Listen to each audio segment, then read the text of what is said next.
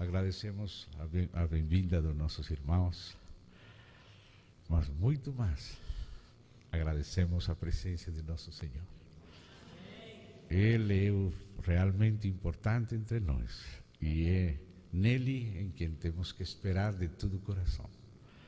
Então, rogo a meus irmãos me acompanhar, vamos a inclinar nosso coração ao Senhor, vamos a olhar para Ele, vamos falar com Ele, vamos pedir ao Senhor que Ele nos toque, se Ele quiser, e vamos procurar também nós tocar o Senhor com a fé e com nossa atenção.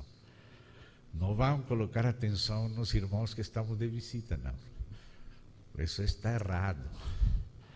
Vamos colocar atenção naquele que é o centro de nossa reunião, nosso Senhor Jesus. Vamos nos concentrar nele, vamos a vir a Ele mesmo de todo o coração, porque nele é que temos tudo. Amém? Oremos.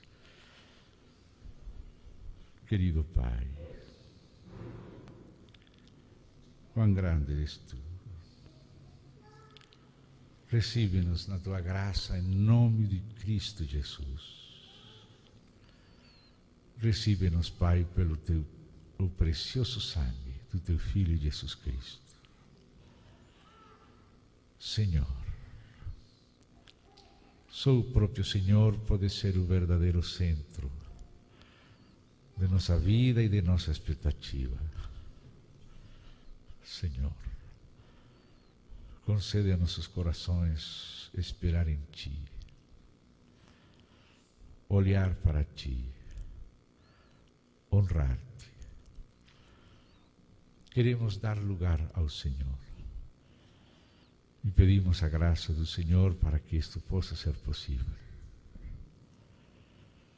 Querido Pai, desejamos que o Senhor seja honrado entre nós, que toda a nossa atenção e expectativa esteja no próprio Senhor. Pai, perdoa-nos e tem compaixão de nós. Atrai a Ti nossas miradas, que todos miremos a Ti, que todos podamos esperar em Ti, Senhor. Querido Deus, seja o centro de nossas vidas, seja o centro da Tua igreja, o centro de nossa atenção, de nossa esperança, de nossa expectativa, porque só o Senhor é digno de ser atendido, ouvido, adorado, recebido. Concede-nos, Senhor, orar e nos inclinar ante Ti. Concede-nos fazer lugar para Ti nesta Tua casa. Esta casa te pertence a Ti, Senhor. O Senhor foi que comprou com grande preço. Não queremos que aconteça conosco, Senhor, o que aconteceu com Laodiceia, e eles se reuniam e o Senhor estava fora. Nós queremos que o Senhor não esteja fora. Desejamos que o Senhor esteja no seu lugar. O lugar do Senhor é o trono. O lugar do Senhor é o centro.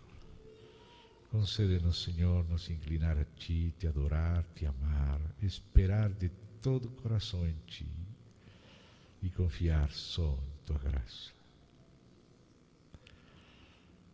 Senhor, seja conosco nesta noite. Realiza a obra que é do próprio Senhor. Concede a nossos corações se afastar de tudo que é humano e no interior de nosso coração esperar e atender somente ao próprio Senhor. Querido Pai, em nome do Senhor Jesus, seja com Teu povo, seja conosco em nossos espíritos, Senhor, seja falando a nós, seja nos alimentando, seja nos conduzindo.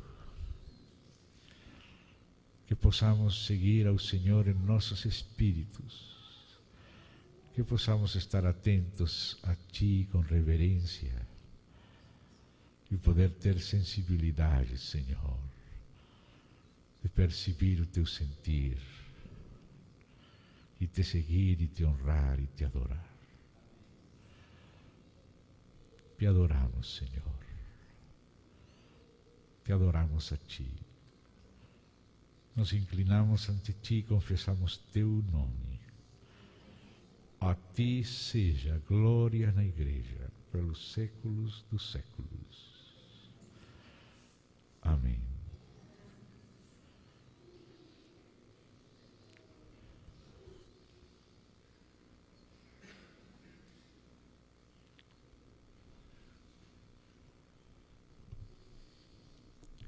Irmãos amados, recebam saudações dos santos das igrejas em Colômbia e em Paraguai, onde estivemos antes de vir ao Brasil nesta ocasião.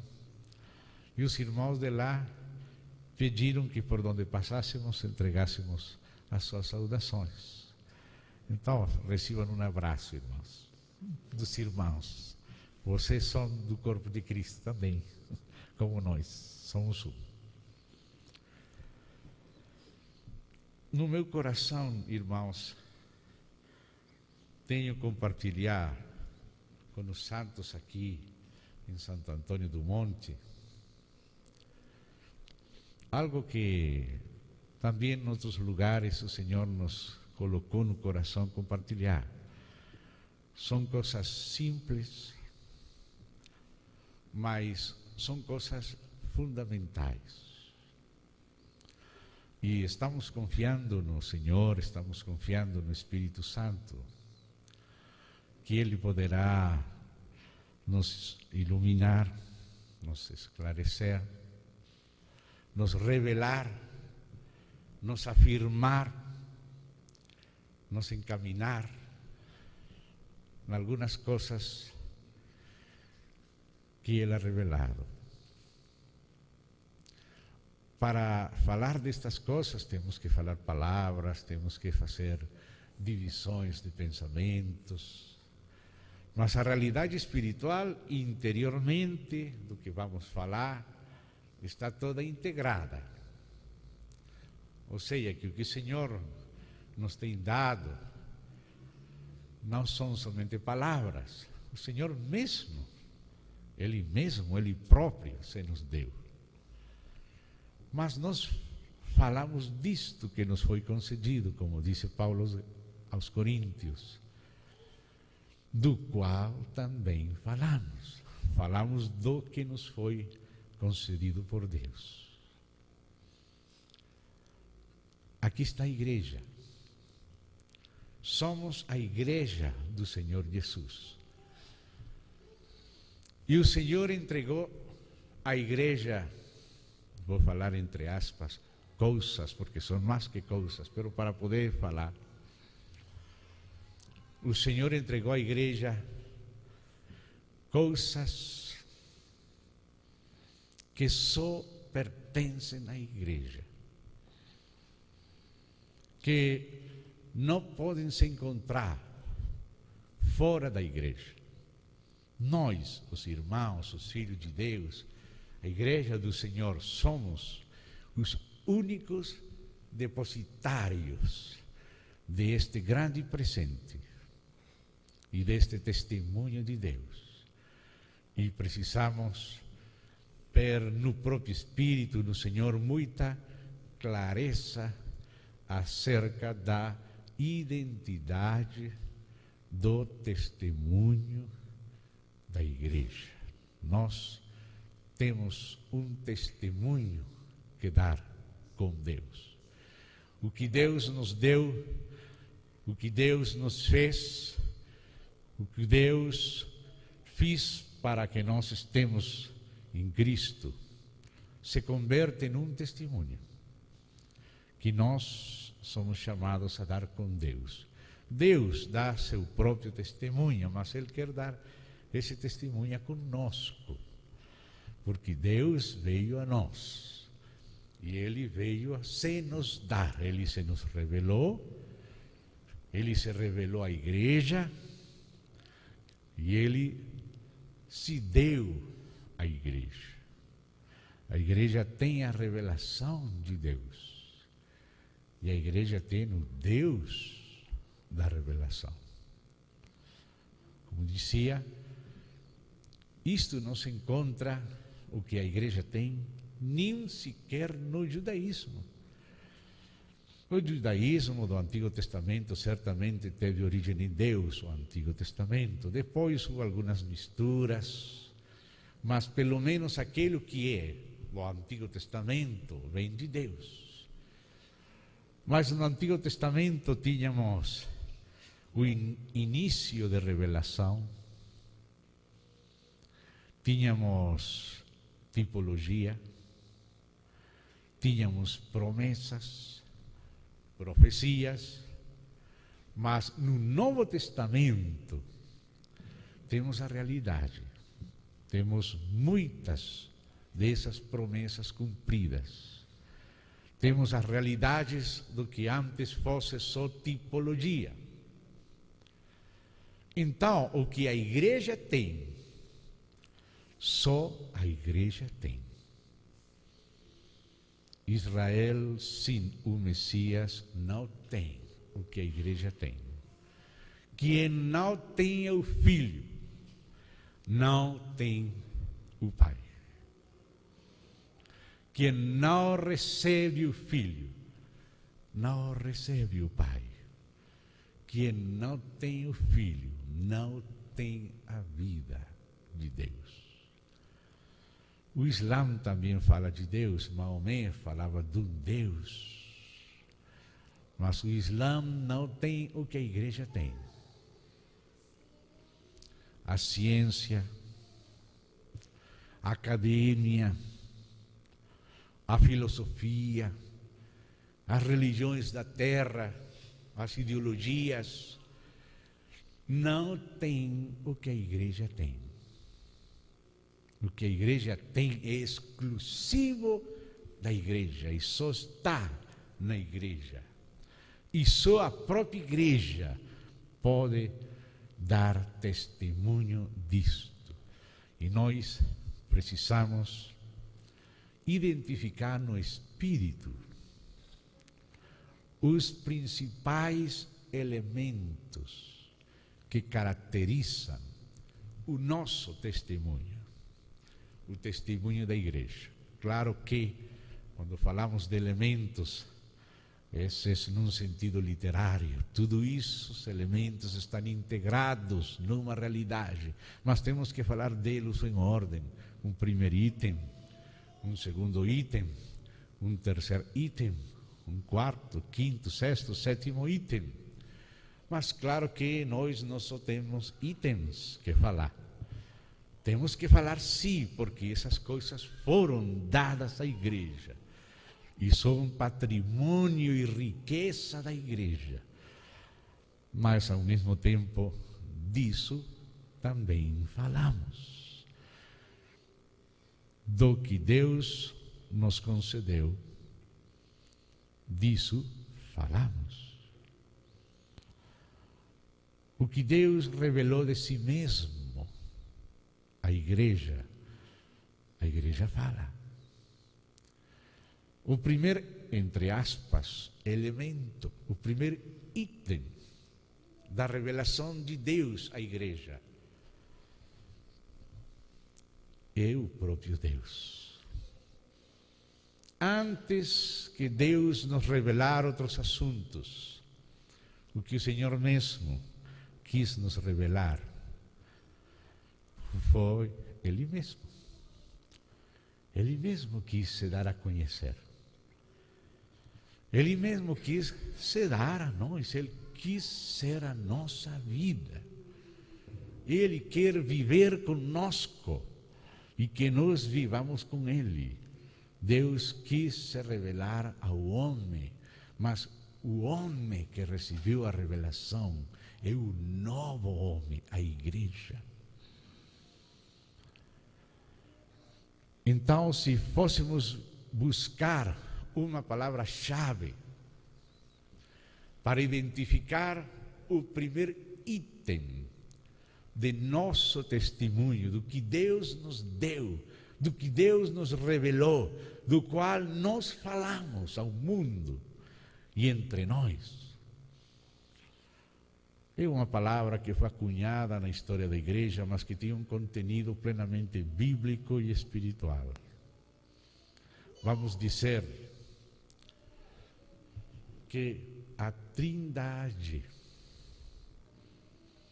é o primeiro elemento que identifica o testemunho da igreja. Não o único, mas o primeiro. O único Deus verdadeiro se revelou a nós através do seu Filho e seu Espírito. E a igreja é a única que tem conhecido ao único Deus em Trindade. Deus revelou a Israel que Ele é um. E esse foi o item principal da revelação de Deus a Israel.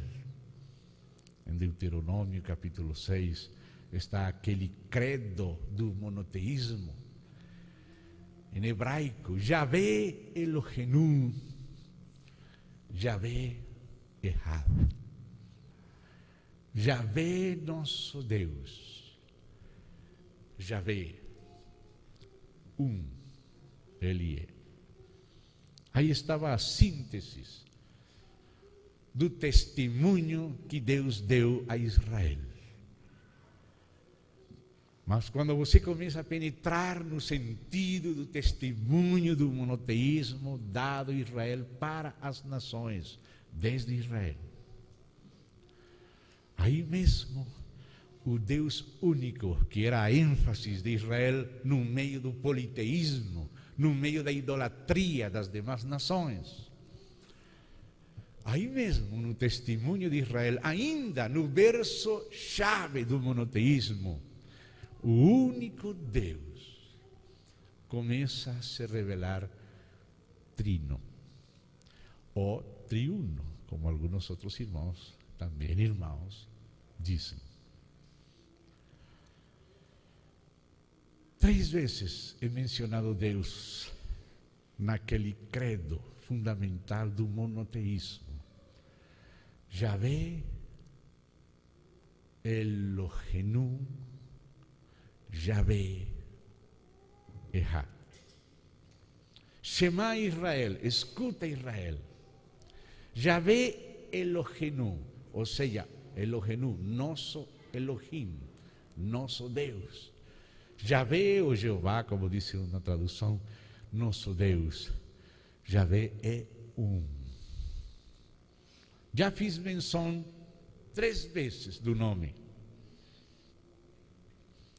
E a expressão Elohenu, que quer dizer nosso Deus, a terminação nu, nosso Elohim, está escondendo a terminação da palavra Deus, porque está como um sufixo modificando a palavra para falar que é nosso.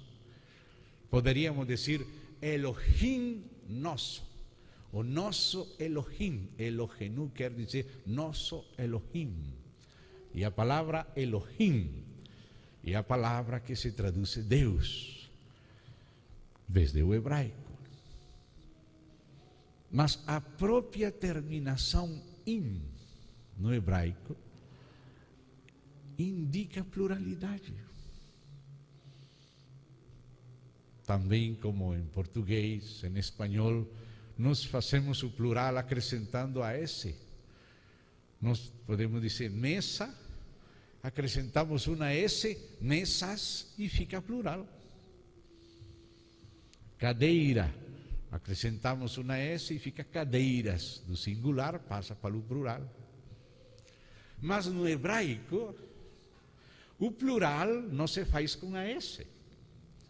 O plural se faz acrescentando im, quando é masculino. o ot, quando é feminino.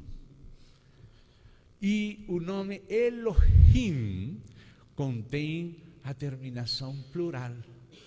Ainda que fala Javé, Elohenu, Javé nosso Deus, Javé Ehad, Javé aí no nome Elohim, que está escondido aí em Elohenu, nosso Elohim, aí já aparece um indício de que no único Deus existe uma misteriosa pluralidade, ainda que Ele é um só Deus, mas um só Deus que é Pai, Filho e Espírito Santo. E por isso fala Elohim em plural. Mas quando aplica o verbo, fala de novo em singular. Elohim diz, não diz dissemos. Mas às vezes sim, fala em plural. Façamos o homem, diz Elohim, diz Deus. Façamos o homem a nossa, não a minha, a nossa imagem, conforme a nossa semelhança. E Deus começa a usar o plural, o único Deus, já no Antigo Testamento começou a usar o plural. E continuando observando aquele credo fundamental do judaísmo e do monoteísmo, Javé Elohenu, Javé Ehad, Ehad quer dizer um. O número no hebraico, se diz de duas maneiras. Ehad, começando com a letra Aleph, que é a primeira letra do alefato, o alfabeto, mas é Aleph, alefato hebraico. Ou também se pode dizer Jahad, começando pela letra Jod, que é um pequeno apóstrofe, a letra mais pequena. Jahad ou Ehad. A tradução de Ehad é A tradução de Jahad também é Mas que diferença tem Ehad com Aleph e Jahad com Jod? Qual é a diferença? Jahad com Jod é uma unidade única, que de modo algum permite alguma pluralidade interna. Por exemplo, vocês lembram daquela passagem dos livros dos juízes? E lembram daquele juiz chamado Jefté? E aquele juiz tinha uma filha única. E ele ofereceu a Deus, Deus nunca mandou isso para ele, mas ele ofereceu a primeira pessoa que saia para me receber desta vitória, eu vou oferecer a Deus. Ele estava disposto a sacrificar qualquer filha de outro, qualquer filho, qualquer outra pessoa. E Deus, que nunca mandou que ele fizesse essa promessa, mas Jefté, você não sabe o que está falando, é sua própria filha que vai sair para receber você. E a Bíblia enfatiza que aquela filha era a única filha de Jefté. Essa palavra única, que não admite pluralidade nenhuma, tem que se dizer Jahad com Jod. Mas no credo do monoteísmo não diz Jahad com Jod, diz Ehad com Aleph. Também diz Ehad também tem o mesmo significado de Jahad, Só que Ehad com Aleph é uma unidade que admite pluralidade. Por exemplo, a primeira vez que aparece Ehad na Bíblia é no primeiro dia. E foi a tarde e a manhã do dia Ehad, o dia mas tem tarde, tem manhã. O povo se reuniu como tem que dizer Ehad, porque esse admite a pluralidade do povo, todo o povo sendo Adão e Eva, que são homem e mulher, os dois serão uma, só carne. Esse é Echad, porque é unidade que admite pluralidade dentro dela. Então, no hebraico, quando você vai falar e essa unidade admite pluralidade, por exemplo, uma equipe, uma família, um partido, um grupo, um povo, um casal, tem que usar Echad. Quando não admite pluralidade, tem que usar Yahad. Mas quando Deus falou a Israel, Shema Israel, escuta Israel, Yahvé Elohenu, Yahvé Echad, Yahvé nosso Elohim, plural, terminação plural, Yahvé Echad, não usou Yahad, usou Echad. Assim que você já vê no próprio coração da confissão monoteísta confiada a Israel, já tem indícios da Trindade. Elohim, Echad. Depois, nos anos medievais, apareceu um grande filósofo e rabino judeu chamado Maimônides, que é considerado pelos judeus como se fosse um segundo Moisés. E ele escreveu vários livros sobre os mandamentos, guia de perplexos e outras coisas. E ele mudou a confissão judeia e passou de Echad para Yahad. E agora os judeus se enfatizam Yahad, mas o original diz Echad, continua dizendo Echad. Eles quiseram apagar todos os indícios da Trindade no Antigo Testamento, mas eles estão ainda aí.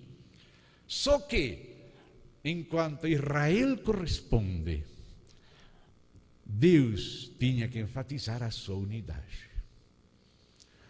Mas, enquanto a igreja corresponde, o Deus único se revelou triuno, ou trino, à igreja.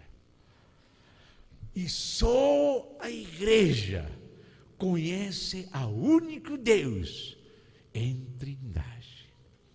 Isto é algo exclusivamente revelado à igreja. A igreja viu isso no Antigo Testamento, viu os indícios. Tem muitos indícios que precisaríamos outra reunião para fazer um pequeno seguimento. Mas Deus começou a revelar à igreja que o único Deus é um Deus trino.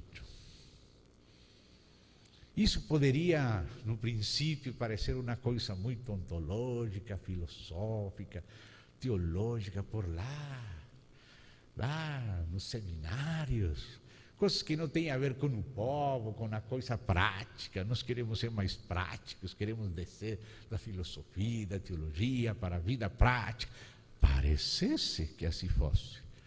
Mas, amados, na medida que você vai caminhando e conhecendo Deus, você vai descobrindo que no mistério de Deus, Cristo, estão escondidos todos os demais tesouros da sabedoria e da revelação.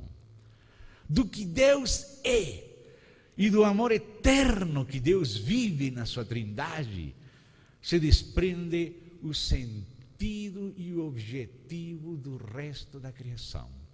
Se desprende o modelo e se desprende a vida interior da igreja, da família, até da própria sociedade. Quem ia imaginar que este assunto da Trindade fosse tão prático, que tocasse o coração da família, o coração da igreja, o coração da sociedade? Vocês lembram aquelas palavras do Senhor Jesus registradas por João, no capítulo 17 do seu Evangelho, naquela oração sacerdotal do Senhor Jesus. Naquela oração, o Senhor Jesus falou assim: Pai, como tu, ó Pai, em mim, e eu em ti, que eles sejam um em nós. Vocês lembram dessa frase? Eu estou lembrando a frase segundo a tradução de Reina Valera, que passei o português, mas acho que é semelhante a vossa tradução. Confira, irmão. Olha essa frase de Jesus: Pai, você já está falando do Filho. Pai, como? Oh, que palavra!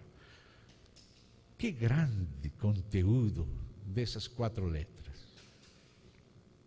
Como tu, ó Pai, em mim e eu em ti. Esse é um grande mistério que vamos precisar da eternidade para contemplar, desfrutar, usufruir e nos realizar. Como tu, ó Pai, em mim e eu em ti. A Trindade, o relacionamento do Pai com o Filho no Espírito, esse é o modelo e o sustento da vida da igreja. Como tu, ó Pai, em mim e eu em ti, que eles sejam um em nós. E falou nós, aí, Trindade. Ou seja, que a Trindade é o modelo da vida da igreja segundo Deus, segundo Cristo. Não é coisa pouca o que o Senhor planejou fazer da igreja. Só um Deus imensamente grande e todo-poderoso que pode nos ajudar e capaz de ter este objetivo imenso de fazer de pessoas pecadoras, fracas, débiles, cheias de dificuldades, fazer um como o Pai e um com o Filho no Espírito.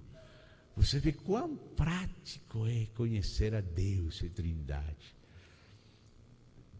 Conhecer como o Filho é com o Pai, como o Pai é com o Filho.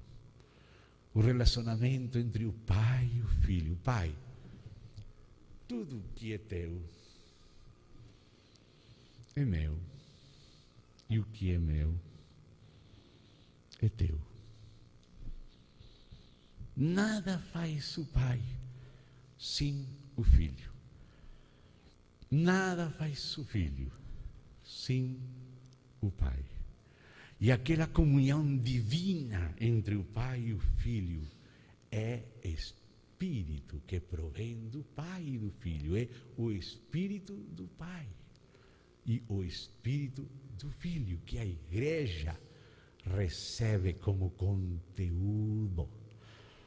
O que a igreja recebe como templo para encher a igreja é a própria Trindade, o Pai, o Filho e o Espírito. E o Espírito é chamado Espírito do Pai e também Espírito do Filho, porque ele procede do Pai e do Filho. Espírito do Pai fala em Mateus capítulo 10. Aí Jesus disse: quando vão ser entregues aos magistrados, não fiquem preocupados pensando você que vão falar. Tranquilos, não se preocupem.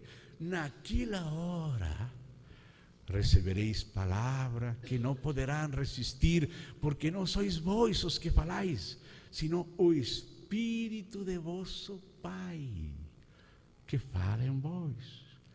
E em Romanos capítulo 8 também fala do Espírito de aquele que levantou dos mortos a Jesus, que é o Pai.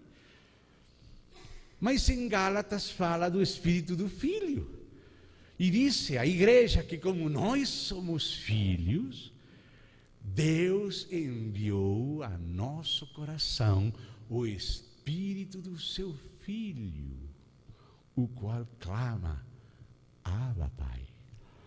Então nossa igreja temos recebido o Espírito que provém do Pai e do Filho.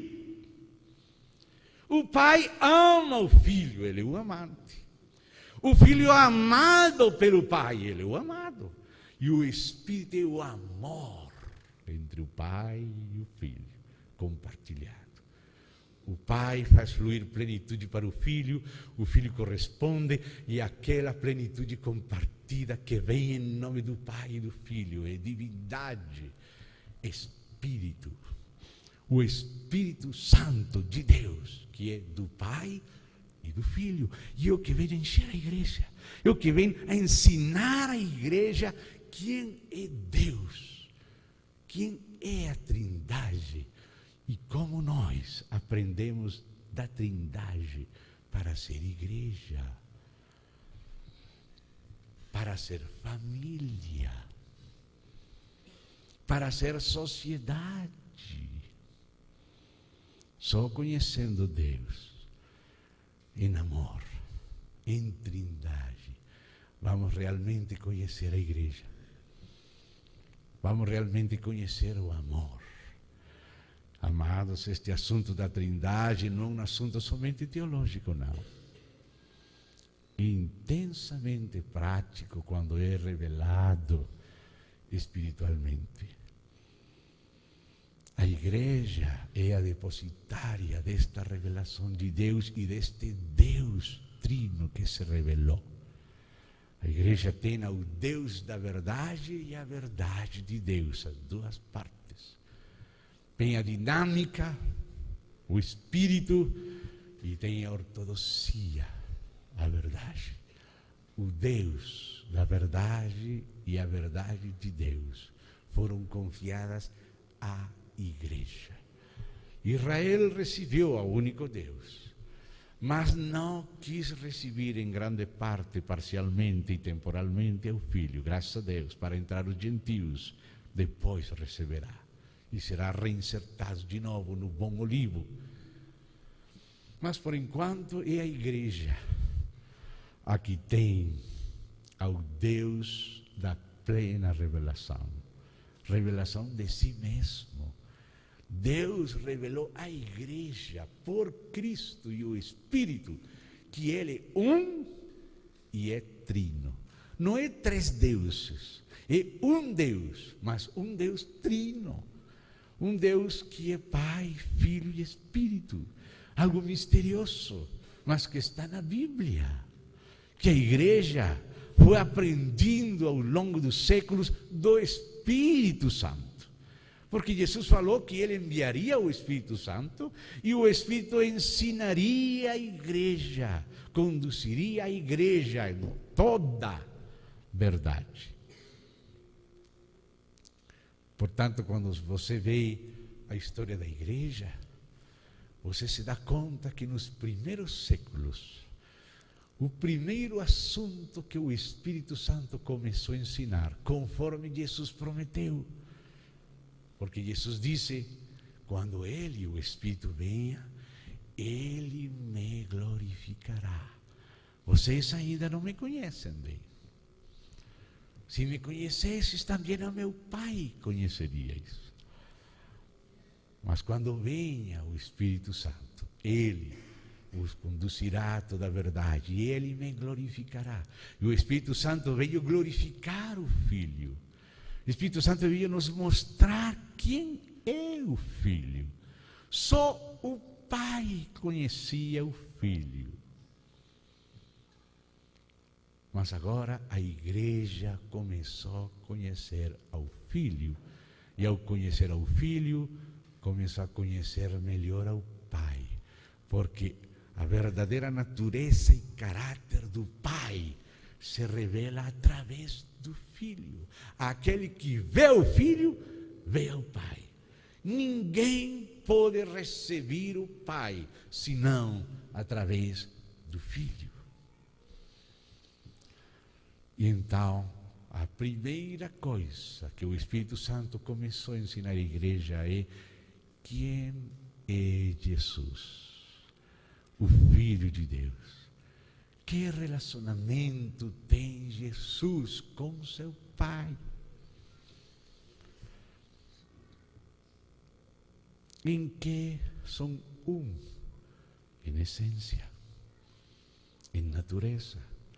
Em que então se diferenciam? Em pessoa. O Pai é a primeira pessoa, ingênito, aquele que gera o Filho a segunda pessoa, unigênito do Pai. O Verbo que estava com Deus e era também Deus. E João começa a falar, inspirado pelo Espírito, e lembrar palavras que a igreja tem que ouvir com suma atenção. A igreja tem que ouvir o que Deus tem que dizer acerca de si mesmo. A igreja tem que ouvir o que o Filho diz acerca do Pai e o Pai acerca do Filho. O que diz o Pai acerca do Filho? O que diz o Filho acerca do Pai e acerca de si mesmo? O que diz o Espírito acerca do Pai e do Filho através dos profetas do Antigo Testamento, através dos apóstolos do Novo Testamento? A igreja é aquela que ouve ao Filho, Pai. Os que me deste, nenhum deles se perdeu. Eles creram que tu me enviaste. As palavras que me diste, eles receberam. Isso é o que caracteriza a igreja. A igreja está formada por aquelas pessoas que receberam Deus no Filho pelo Espírito. A igreja é aquela que conhece, pelo menos começou a conhecer a Deus através do Filho e graças ao Espírito.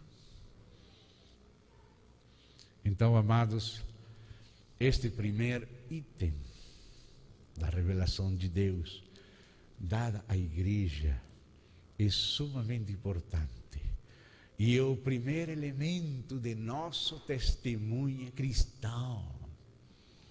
A igreja não pode ser liviana nestas coisas.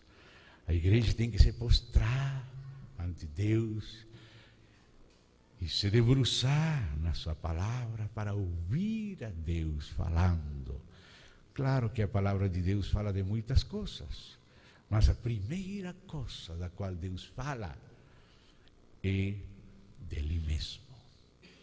Por isso, no Apocalipse, o livro final, o livro que consuma tudo, diz no capítulo 10, verso 7: nos dias da voz do sétimo anjo, quando ele começar a soar a sua trombeta, o mistério de Deus, será consumado, como ele o anunciou a seus servos, os profetas. De que falavam os servos de Deus? De que falavam os profetas de Deus ao longo de toda a Bíblia? Do mistério de quê? De Deus. O assunto do mistério é o próprio Deus. Se conhecemos Deus, conhecemos tudo demais. Desse mistério saem todos os tesouros da sabedoria. Aí tem sentido a existência, o propósito eterno. Todas as etapas da economia e do programa de Deus têm sentido. Da Trindade nasceu o propósito, o plano, a arquitetura, a criação, a providência, a soberania, a economia de Deus. Tudo isso provém da Trindade. Se há criação, é porque o Pai ama o Filho. E tudo que fiz, o fez com o Filho, no Filho, através do Filho, para o Filho. Tudo foi criado nele, com ele e para ele. A criação tem origem, sustento e sentido na Trindade. A verdade do Deus único e trino foi confiado à igreja, não ao judaísmo só israelita. Ainda que sim, é verdadeira trindade no Antigo Testamento, mas eles ainda não viram. Não foi confiado a Maomé e ao Islã, não foi confiado aos outros monoteísmos, senão à igreja, não à filosofia, não à ciência, não à academia, à igreja, a nós que estamos aqui, que recebemos Deus, que somos a família, a casa de Deus, deste grande Deus. Esse é o início de nosso testemunho. Essa é a primeira palavra-chave. Mas vocês sabem que não é só uma palavra. Mas usamos essa palavra para evocar, para lembrar, para apelar a esse grande e único Deus, único e trino, que se revelou e se deu à igreja por Jesus Cristo no Espírito Santo.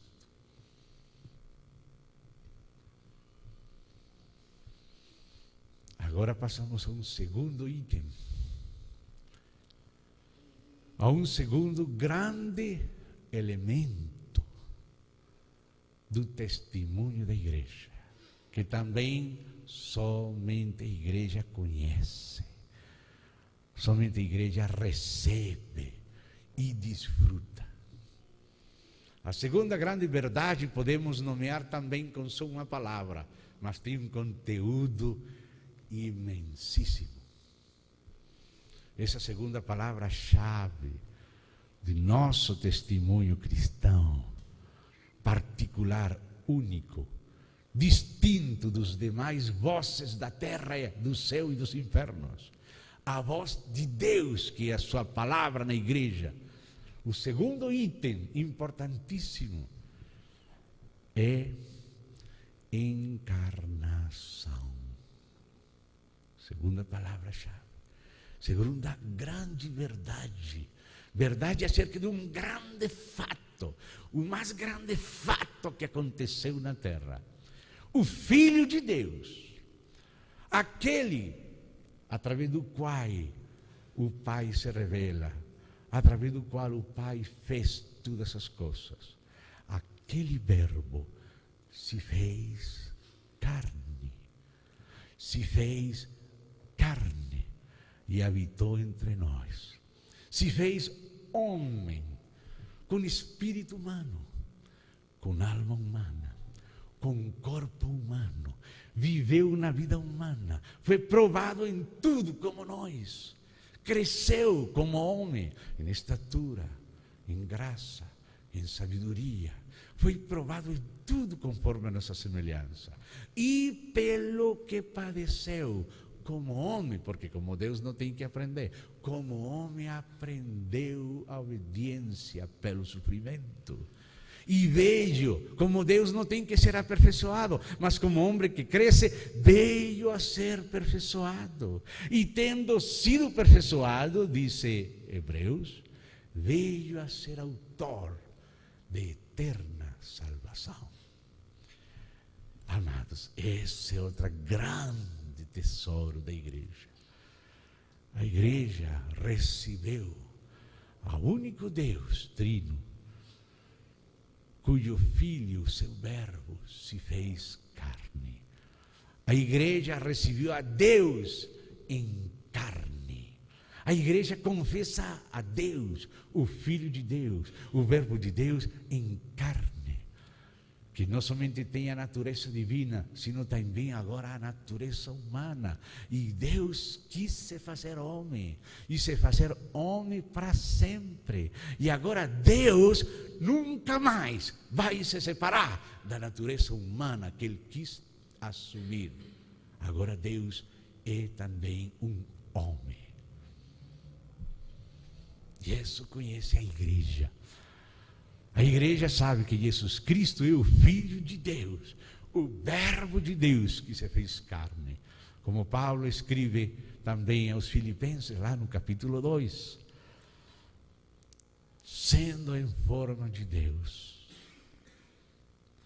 Não estimou o ser igual a Deus como algo ao qual se aferrar, mas se esvaziou, se despojou, se humilhou, tomou forma de servo, feito semelhante aos homens.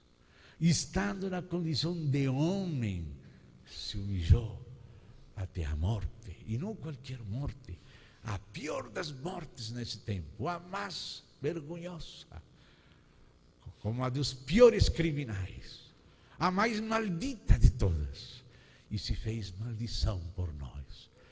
Morte de cruz. Amados, encarnação é profundo. Essa é a riqueza da igreja. Jesus falou o seguinte, ele disse assim: Pai, por eles eu me santifico a mim mesmo, para que também eles sejam santificados na verdade. Quando ele se fez homem em nosso nome e em nome do Pai. Nele se encontrou Deus e o Pai. Ele representa Deus para os homens e representa os homens para Deus. E ele se fez homem para que nós voltemos a ser homens normais, porque depois do pecado, a queda do homem fez do homem um velho homem, cheio de pecado, vendido ao pecado, viciado do pecado, que não quer, nem pode, nem poderá agradar a Deus em si mesmo, programado só para pecar, se corromper e morrer, e ser separado de Deus e da sua glória. Mas ele se fez homem. Pai, por eles eu me santifico a mim mesmo, para que eles sejam santificados na verdade. Deus fez a Cristo nossa santificação, nossa justificação, nossa sabedoria, nossa redenção. O que nós não temos em nós mesmos, seu Filho chegou a ser como homem. Um varão perfeito, aprovado por Deus, recebido seu sacrifício em ressurreição. E com a ressurreição, Deus aprovou o seu sacrifício e mostrou quem era ele e que ele recebia o que seu filho fez. Amados, encarnação não é coisa pequena. É o grande mistério da piedade. Grande mistério. Se manifestou em carne. Foi justificado no Espírito. Foi visto dos anjos. Crido no mundo, pregado aos gentios, crido no mundo, recebido arriba na glória como homem, Pai. O Filho falando: glorifica-me tu a teu lado com aquela glória que eu tive contigo antes da fundação do mundo. E aquela glória que o Filho tinha com o Pai, da qual ele se esvaziou, tomou condição de homem. Ele tem direito, sua pessoa não deixou de ser divina, mas ele agiu como se fosse só uma criatura. Se esvaziou, se esqueceu das suas prerrogativas divinas, se submeteu só a condições humanas. E como homem falou: Pai, glorifica-me. Aquele que era e é o Filho divino, eterno de Deus, agora está pedindo ao Pai glorificação, mas sendo ele homem, e não vai deixar de ser homem. E o Pai deu a glória ao Filho, que o Filho tinha com o Pai antes da fundação do mundo, mas o Filho agora, depois de morrer e ressuscitar, recebeu aquela glória que ele tinha antes da fundação do mundo, mas recebeu na sua humanidade, glorificando nossa humanidade na dele, porque ele glorificou a nossa humanidade e agora ele é o pão que nós comemos. Ele é a carne que nós comemos. Ele é o vinho que nós bebemos. Ele é o alimento celestial pelo qual nós vivemos para ser ressurretos também em ele e glorificados com ele. Ele conseguiu a glória de novo, mas como homem agora. Ele era a mesma pessoa divina do Verbo, mas agora é a pessoa divina encarnada, feito homem, recebendo de novo a sua glória, mas em humanidade. E agora a humanidade foi glorificada a partir dele. Ele se encarnou, morreu, ressuscitou e se assentou à destra do Pai. E agora há um só mediador entre Deus e o homem, Jesus Cristo, homem. Como disse aquele famoso cântico, há um homem na glória. E esse homem é o nosso precursor. Esse homem é a âncora na qual estamos ligados para nós ser conduzidos nele, por ele, vivendo por ele, nos alimentando dele, também conduzidos à glória com ele. Pai, a glória que me deste, eu lhes tenho dado. Por isso, em Apocalipse, quando chega a Nova Jerusalém, você vê a esposa, a Nova Jerusalém, tendo a glória de Deus. O Pai deu sua glória ao Filho, e o Filho a deu à Igreja. Por isso a Igreja vive, come, bebe dele e volta para a glória, de glória em glória. Encarnação. Esse é o segundo item, o segundo elemento fundamental do nosso testemunho ao mundo, à Igreja. A Trindade, a encarnação são os grandes tesouros primeiros da sabedoria de Deus que falamos entre nós, diz Paulo. Falamos entre nós.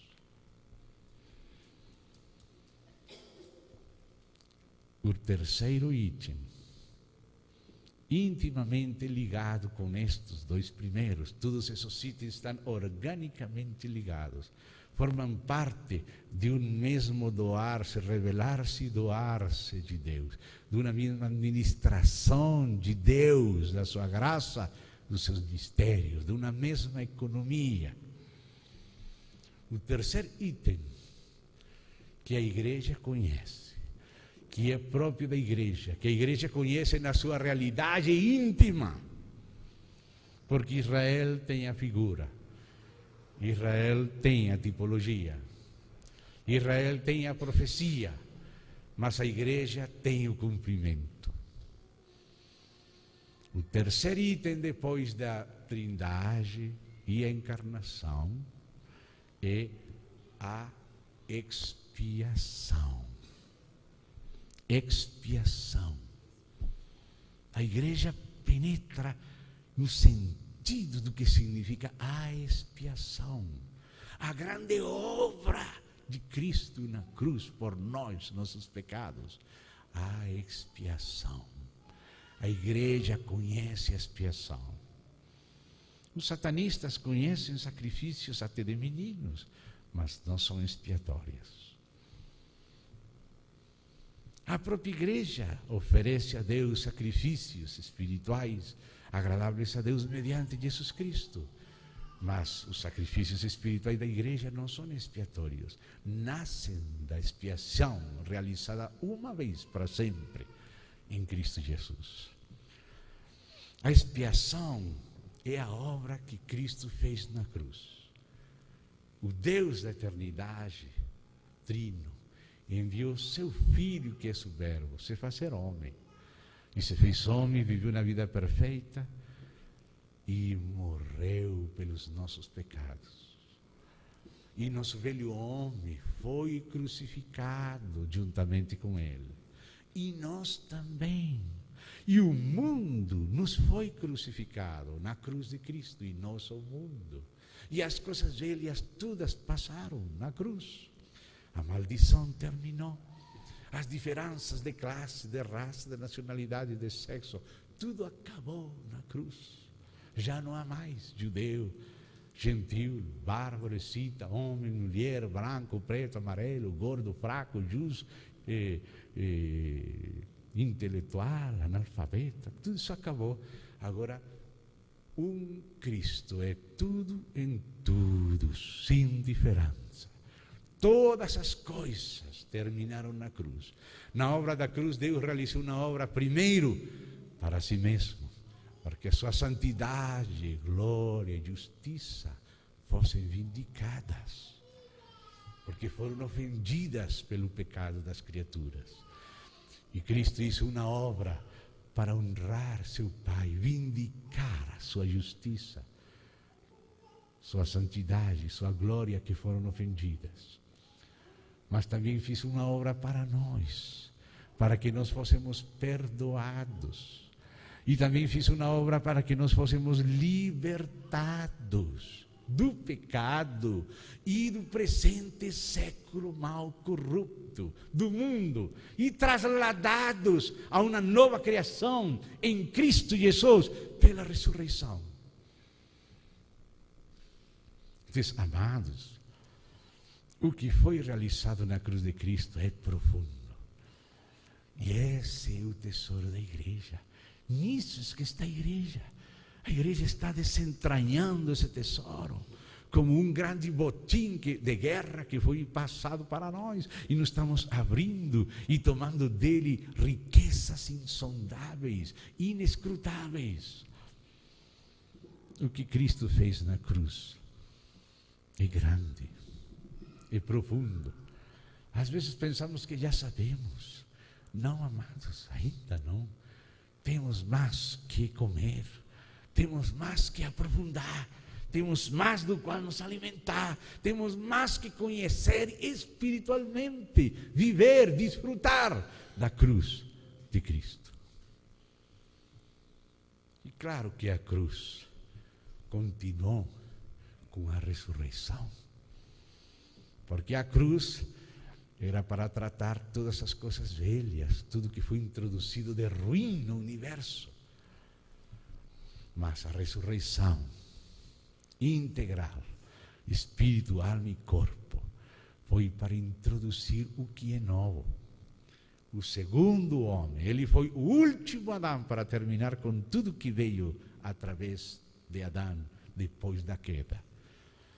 E começar ressurreto como segundo homem, para começar de novo. Cristo, o segundo homem, começando de novo. Ressuscitando integramente, em carne, no mesmo corpo no qual foi crucificado. Ele não ressuscitou seu espírito. Quando ele apareceu, eles pensavam que estavam vendo o espírito. E ele falou: um espírito não tem carne nem ossos como vês que eu tenho. Não tem algo para comer aí? Para que eles estivessem seguros que uma visão, um espírito não come peixe, mel. Ele comeu diante deles, viram, tocaram, palpai, e vede que eu mesmo sou. Tomé, vem para cá, coloca teu dedo aqui, coloca tua mão aqui. Oh, Senhor meu e Deus meu, falou Tomé. Ressuscitou dos mortos. Grande verdade do nosso testemunho. Jesus Cristo, Filho de Deus, o Verbo da Trindade Divina, se fez homem.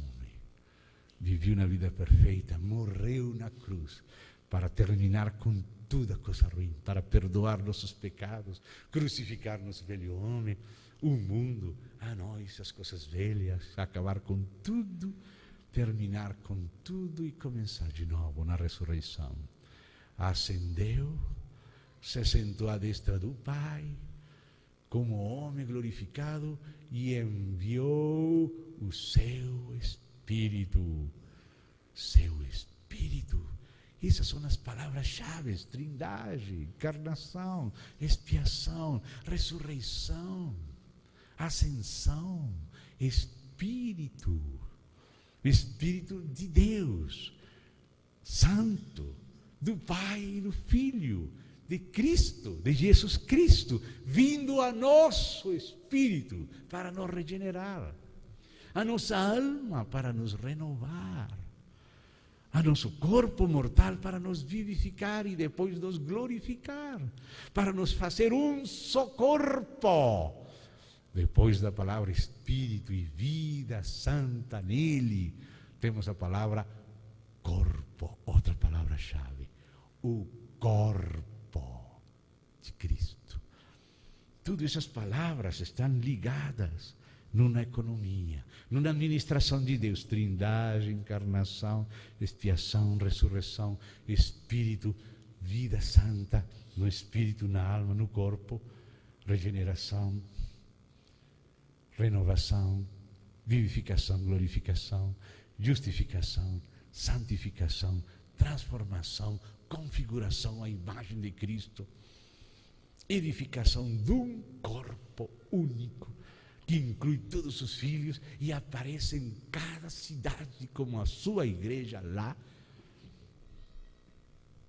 Igreja é outra palavra-chave: corpo, igreja, no universal e no local. Igreja que caminha em direção ao propósito eterno de Deus.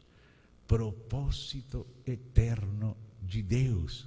Outro item fundamental do testemunho da igreja, de nosso testemunho, do que nós temos que administrar ao mundo. O mundo não sabe, a igreja é a única que sabe isto. A igreja tem o Espírito e tem a verdade, tem o encargo de Deus. A igreja tem que ser edificada para caminhar rumo ao propósito de Deus, de ser conformados como corpo à imagem do seu Filho, para que ele seja o primogênito entre muitos irmãos, para que Deus tenha uma família de filhos e filhas semelhantes a ele, como ele falou: façamos o homem a nossa imagem, conforme nossa semelhança, e domine. E esse homem feito para isso é o corpo de Cristo, o novo homem. A igreja é aquela que consegue o que Deus queria para o homem. Apesar da queda, apesar dos problemas, ele ressuscitou. Sobretudo, ele venceu sobre tudo. Seu Espírito tem tudo e é capaz de tudo. E ele é um presente de Deus para nós. Ele veio a nós, nos foi dado e é nosso. E nós somos um nele e caminhamos para este objetivo.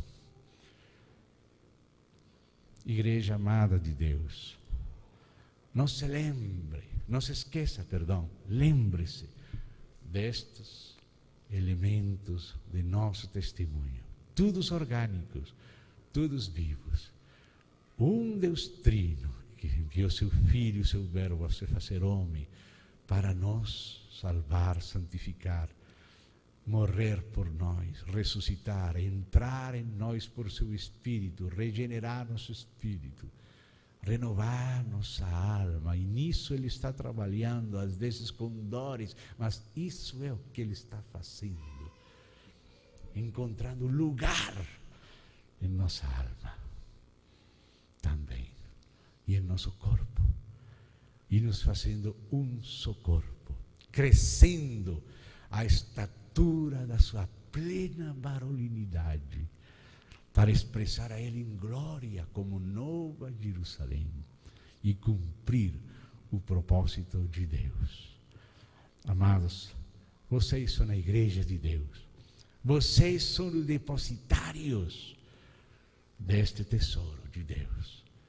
E isto não está fora da igreja. Isto só está na igreja. E nós, a sua igreja, somos os vasos deste serviço, deste ministério de Deus aos homens, para apresentar perfeito em Cristo Jesus a todo homem, para a glória de Deus. Vamos a dar graças a Deus e vamos parar aqui. Oremos. Querido Pai, agradecemos ao Senhor nos lembrar o que o Senhor é, o que o Senhor tem feito, o que o Senhor nos deu, o que o Senhor está fazendo e aonde o Senhor nos está conduzindo. Afirma-nos, esclarece-nos, estabelece-nos, capacita-nos, envia-nos e vai conosco. Faz-nos competentes na Tua graça, Senhor, e estende a Tua tenda, Senhor, e cobija, cubre muitos mais que sejam salvos, edificados e venham ao pleno conhecimento da verdade e de Deus. Em nome do Senhor Jesus Cristo.